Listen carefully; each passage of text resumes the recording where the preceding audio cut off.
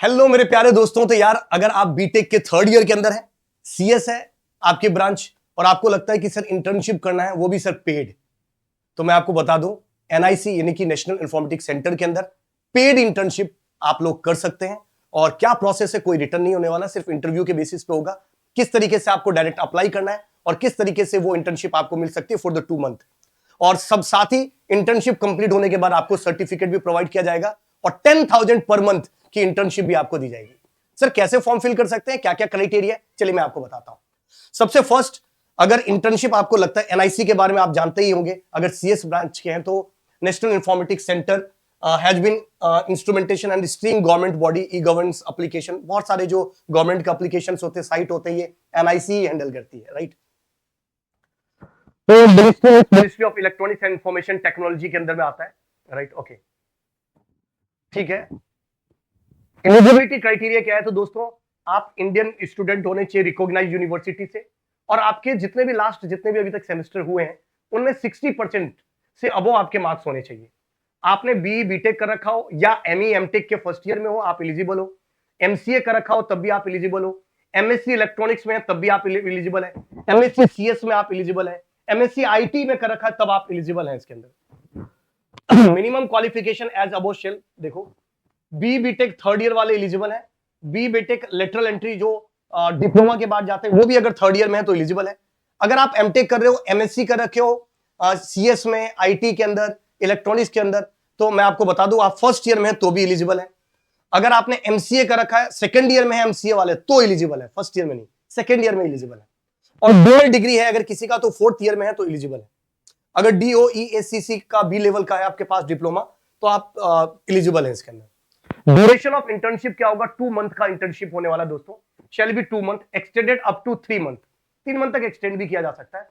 किस किस एरिया में आपको इंटर्नशिप कराया जाएगा वो भी मेंशन है। Blockchain technology, cloud computing, artificial intelligence and machine learning, micro service, data analyst, angular and react, PHP programming, DevOps, chatbot, IoT, cyber security, quantum computing and cryptography, mobile app development, open APIs, user interface, networking, .NET, Java, Node.js, GIS technology। Total student जो select किए जाएंगे 20 select किए जाएंगे हर एक department के हिसाब से, right. Okay, place of internship जो होगा वो दोस्तों वो न्यू दिल्ली के अंदर होगा, एनआईसी के अंदर होगा। तो सबसे खास बात सर अप्लाई कैसे करना है, तो इंटरेस्टेड जो कैंडिडेट होंगे वो एलिजिबल है अगर है तो आपको www.dii.nic.in पर जाना है और आपको फिल करना है।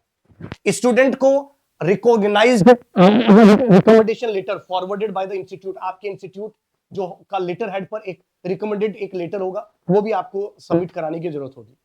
The student need to upload the certificate of the completion degree in the last result। जो भी लास्ट रिजल्ट आपका अवेलेबल आया वो आपको सबमिट कराना होगा। The student will required to submit a write up 100 से 250 राइट का आपको एक राइट अप आपको लिखना होगा, यानी पर्पस, स्टेटमेंट ऑफ पर्पस होता है कि क्यों आप ये इंटर्नशिप करना चाहते हो, किस फील्ड में करना चाहते हो और उससे क्या बेनिफिट होने वाला है। ये सारी चीजें आपको कुल मिला के स्टेटमेंट ऑफ पर्पस आपको लिखना होगा।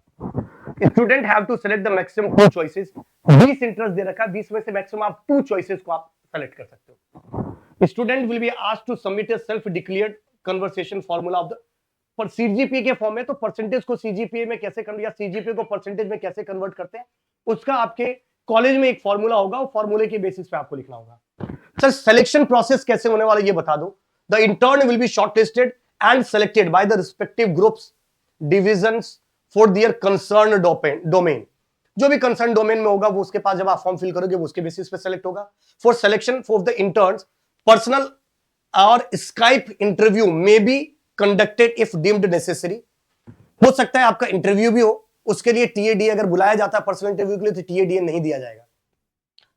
ओके, कोड ऑफ कंडक्ट जब आप ज्वाइन कर लेते हो तो जो कंपनी के रूल रेगुलेशन होते हैं एनआईसी के वो आपको फॉलो करने होंगे।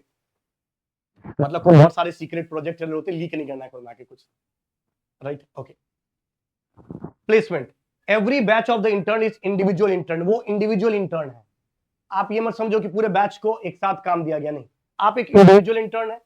As the case may be will have a scientific और टेक्निकल प्रोजेक्ट सुपरवाइजर मेंटर। एक एनआईसी की तरफ से आपको एक मेंटर प्रोवाइड जरूर किया जा सकता है। The internship is neither an employment nor assurance for the employment with NIC. ये एम्प्लॉयमेंट का एनआईसी नहीं है, बट यस सबमिशन जरूर होगा आपको। जैसे ही आपका ड्यूरेशन कंप्लीट होगा उस बीच में आपको work plan and work schedule will be developed by the supervisor और मेंटर आपको देगा। Intern will require to submit a report on the work undertaken at the end of the internship to the NIC and make presentation to the group of NIC officer. वहां पर आपने काम किया है, क्या प्रोजेक्ट, उसके बारे में आपको एक प्रेजेंटेशन देना होगा कंप्लीट होने के बाद। The project report prepared for the sponsoring institute in which the intern is enrolled and NIC is required to identical, ठीक है, ये सब चीजें वो आपको होगा।